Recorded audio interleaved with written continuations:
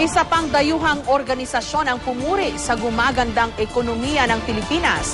Binansagan pa ang ating bansa na rising star. Pero babala ng isang ekonomista, para raw hindi magdilim ang ningning ng Pilipinas, dapat nang kumilos ang pamahalaan. May report si Bernadette Reyes. Dating tinaguri ang sick man of Asia, isa na raw rising star ng Pilipinas, ayon sa global think tank na Moody's Analytics.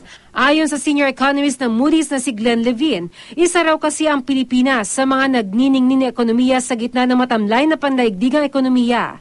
Naabot daw kasi ng Pilipinas ang 6.6% na growth rate noong 2012 sa kabila ng tumamlay na ekonomiya ng Amerika, China at mga bansa sa Europa. Lumalakas naman ang spending o gastos ng pamahalaan at sinabayan pa ng paglago ng private investment o mamumuhunan. Ayon sa Moody's, maaaring maabot ng Pilipinas ang 8% na growth rate pagsapit ng 2016. Pero tanong ng mga ordinaryong Pilipino, ano raw ba ang silbi ng mga numerong ito kung problema naman nila ang trabaho at makakain sa pang-araw-araw? Eto, walang makain. Isang beses isang araw. Mag-a-apply pa, wala pang apply, wala pang kuhang requirements. Babala na isa economics professor, maaaring magdilim ang sinasabing ningning ng Pilipinas kung hindi kikilos ang pamahalaan. Concern naman ng mga investor palagi sa Pilipinas, usual corruption, red tape, traffic, ownership rules. Ayusin lang yung mga kalsada natin para hindi masyadong hassle mag-traffic. Di ba, syempre, kung nagta-transport ka rin ng mga goods mo from one province to the other, kung pangit kalsada, mataas din yung cost. Ang traffic daw sa EDSA at mga pangit na kalsada dapat ring aksyonan dahil nagpapabagal daw ng pagbiyahe ng mga produkto. Ang mababang antas ng mga paliparan at pantalan naman nakakapagpahina sa loob ng mga negosyante na mamuhunan sa bansa.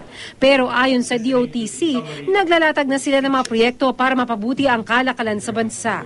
Nag-iingat kami kasi marami tayong nakita sa ilang proyekto sa nakaraan, lalo na po yung mga unsolicited proposals, na tinanggap natin, then saka tayo nagkamot ng ulo na mali pala yung pinasukan natin. So, we are investing time on feasibility studies. Panawagan ng grupong Makati Business Club, sana raw mapabilis ang pagpapatupad ng mga proyekto para makaakit ng mga mamumuhunan sa bansa. So, meron pa silang 3 taon. Tama na ang pagrepaso.